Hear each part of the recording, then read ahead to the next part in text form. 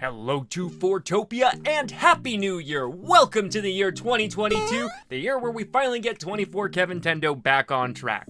Not only are we gonna get back on track, but it looks like Nintendo actually has a huge lineup planned for the upcoming year.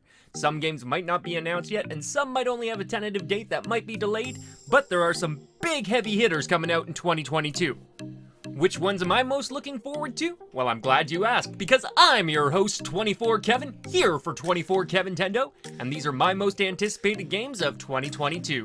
Number 10, Triangle Strategy. Scheduled to release on March 4th, thank gosh we don't have to wait too long for that, Triangle Strategy seems to be the spiritual successor to Final Fantasy Tactics, with the graphical improvements of Project Octopath Traveler mixed in.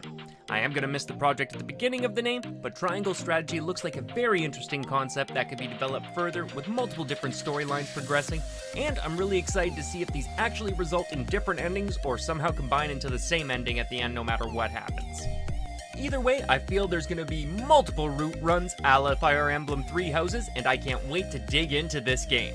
While we're on the topic of tactical games, my number 9 most anticipated game next year is Advanced Wars 1 and 2 Reboot.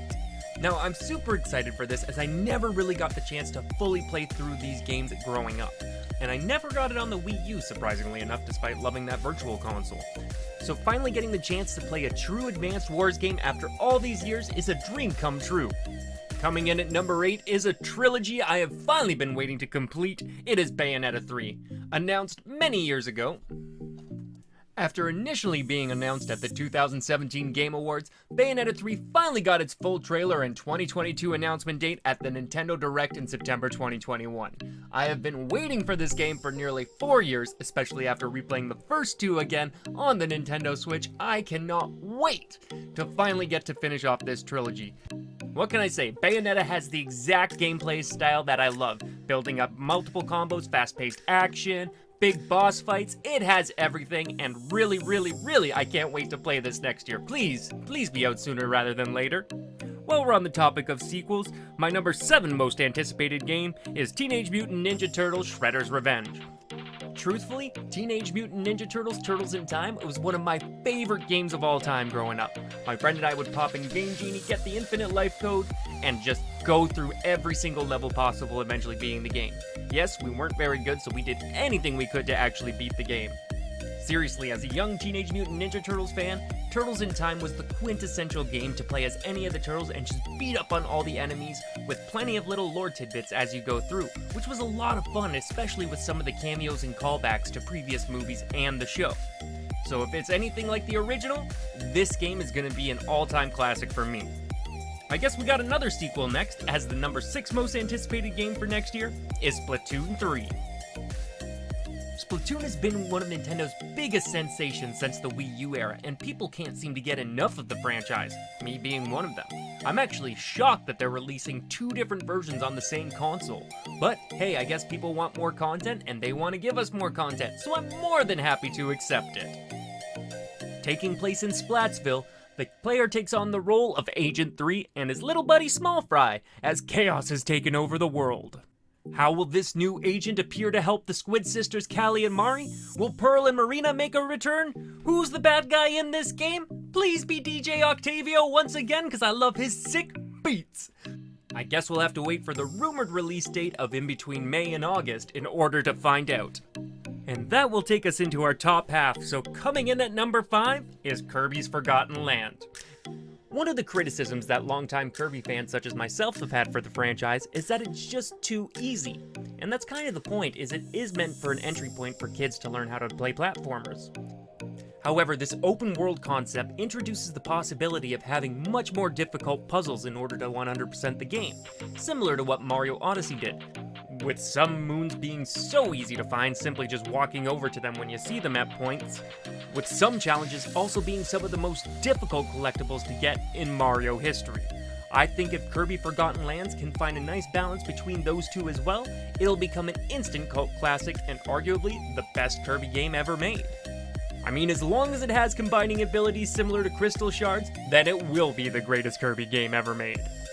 Coming in at number 4 is a game that actually releases in just a few weeks. It's Pokemon Legends Arceus. Now, I know everyone has been begging Game Freak to change the Pokemon formula for years, go outside their comfort zone, and it looks like this is what Pokemon Legends Arceus is doing. Now, reportedly, you're not supposed to focus on capturing as many Pokemon as before. There will still be Pokemon battles, you'll have to explore to capture them, but apparently this game is going to be focused more so on exploring. Now, I know people have been comparing it to Monster Hunters Online, saying that has a very similar vibe to that. Going out doing fetch quests, coming back to town, either it's catching a Pokemon, defeating a Pokemon. Either way, it seems like a very interesting take on the Pokemon universe, and I am personally interested to see how Sinnoh develops. That, for me, is good. Outside of that, the gameplay looks like what every Pokemon fan has been begging for years, and I can't wait to finally sink my teeth into it and give this game a real good shot and thorough deep dive. And I really can't wait to do a thorough deep dive on this. I can't believe we're getting two Pokemon games so close to each other. It's absolute insanity to me. Coming in at number 3 though is one game sequel that I was begging that we would get, and I'm so happy we are. It's Mario & Rabbids Sparks of Hope. Now, Mario & Rabbids was one of my favorite games on the Nintendo Switch. It still is, but it also was one of my favorites. So hearing that a sequel was coming out, I couldn't wait to see the improvements they made on the initial game. Now, not having traditional tactic movements kinda threw me off a little bit, but the open world battle setting on the fields has me very intrigued, especially after the last game when a lot of our moves were limited to what we could do, especially considering we had to have Mario in our party every single turn. But as long as they keep the same spirit as the original Mario & Rabbids game, this game is gonna be another must-buy on the Nintendo Switch. I just hope we get to see more characters this time, similar to Wario and Waluigi. Seriously, we need more of those guys, and please give us better...